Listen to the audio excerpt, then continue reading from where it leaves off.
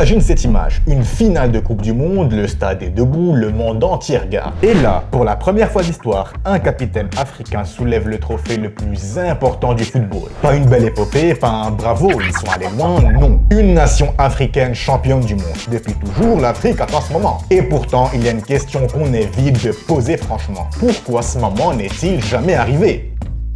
Parce que le talent, lui, il est là. L'Afrique a donné au football des joueurs immenses, des joueurs capables de faire trembler le monde entier, des joueurs capables de porter une équipe entière sur leurs épaules. Mais en Coupe du Monde, il y a un truc qui bloque. À chaque génération, on y croit, il y a une équipe qui donne de l'espoir, et à chaque fois, le rêve s'arrête avant la dernière marche. Cameroun en 1990, le Sénégal en 2002, le Ghana en 2010 et le Maroc en 2022. 4 moments où l'Afrique a regardé l'histoire droit dans les yeux, et où l'histoire a répondu non, pas encore. Et c'est ça qui rend cette attente aussi forte. Parce que l'Afrique n'est pas absente du football mondial. Elle est partout, dans les grands clubs, dans les grandes émotions, et même dans les plus grandes soirées européennes.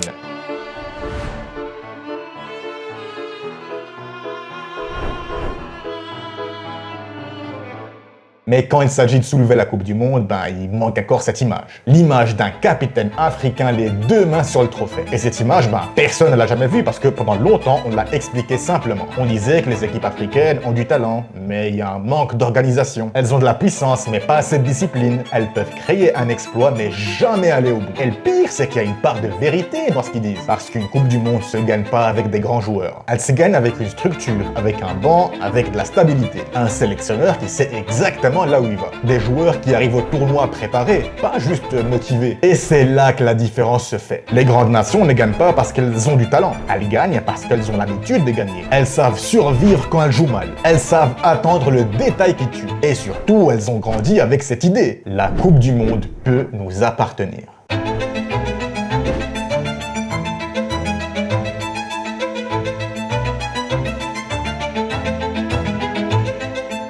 Pour l'Afrique, pendant longtemps, c'était différent. La Coupe du Monde ressemblait à une montagne. On pouvait la regarder, on pouvait s'en approcher, on pouvait même faire peur à ceux qui étaient au sommet. Mais la soulever, là, c'était une autre histoire. Et c'est ici qu'il y a un gros conflit. D'un côté, il y a l'Afrique, le continent qui a tout donné au football. De l'autre, il y a le vieux monde du football. Celui des grandes nations, des favoris éternels, qui regardent l'Afrique comme une menace magnifique, mais jamais comme un vrai champion. Et c'est peut-être ça le vrai mur. Pas seulement les moyens, mais le regard. Parce qu'avant de gagner une Coupe du Monde, il faut déjà croire qu'on a le droit de la gagner. Et pendant longtemps, l'Afrique a été enfermée dans un rôle. C'est le rôle de l'équipe dangereuse, spectaculaire. Le rôle de l'équipe qui peut faire tomber un grand pays. Mais pas celui de l'équipe qui devient elle-même le grand pays. Je sais pas si vous voyez ce que je veux dire ou pas. Et puis le Maroc est arrivé en 2022. Et là, il y a un gros truc qui a changé. C'était pas juste une équipe qui défendait bas en espérant un miracle. C'était une équipe organisée, solide, avec leurs propres moyens, capable de battre la Belgique, de sortir le Portugal et de sortir. Maroc n'a pas gagné la Coupe du Monde, mais il a quand même cassé une idée. L'idée qu'une équipe africaine ne pourra jamais tenir tête aux géants. L'idée qu'à un moment, la pression serait trop grande. L'idée qu'il y avait une limite invisible. Cette limite, le Maroc l'a touchée, et même s'il l'a pas complètement brisée, il l'a montré où elle se trouvait. Mais maintenant, il reste la dernière marche. Et malheureusement, c'est le plus dur. Parce qu'arriver en demi-finale, c'est déjà énorme.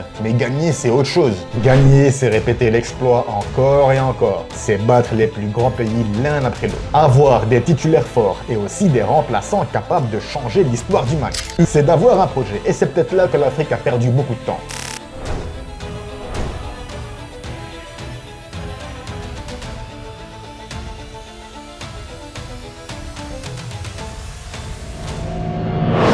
Trop souvent, des générations dorées sont arrivées comme des éclairs. Magnifiques, brillantes, mais trop courtes. Un grand tournoi, une grande émotion, et puis il n'y a plus rien. Alors pour gagner une Coupe du Monde, il faut pas seulement une génération, il faut une continuité. Et c'est exactement ce que les grandes nations ont construit depuis des décennies. Quand la France perd une génération, il y en a d'autres qui arrivent. Quand le Brésil rate un tournoi, il n'y a personne qui se dit « Ouais, c'est fini, le Brésil est mort ». Non. Quand l'Argentine perd, elle reste l'Argentine. Mais malheureusement, pour beaucoup de nations africaines, chaque Coupe du Monde ressemble à une occasion unique.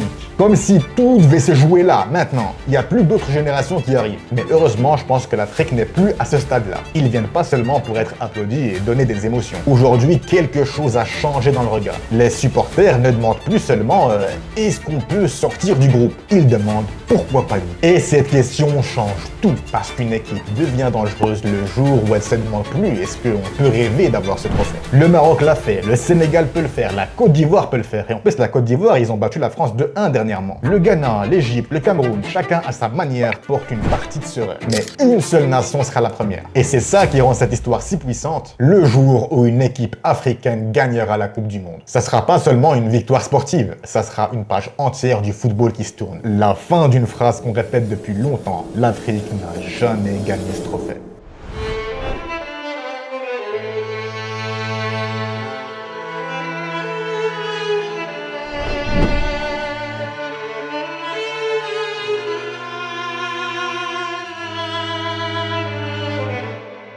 Et le début d'une autre, l'Afrique l'a fait. Alors oui, peut-être que ça sera pas demain, peut-être que ça sera même pas durant la future Coupe du Monde, mais plus on avance, plus cette idée paraît moins folle. Parce que l'écart se réduit et la confiance grandit. Les nations africaines ne veulent plus seulement être respectées, elles veulent être craintes. Et un jour, ce moment arrivera. Un stade entier retiendra son souffle. Un arbitre sifflera la fin d'une finale et quelque part, un peuple africain comprendra que ce qu'ils attendaient depuis toujours vient à peine de se réaliser. Ce jour-là, le football ne regardera plus l'Afrique de la même manière. Et peut-être que ce moment est plus proche qu'on le pense.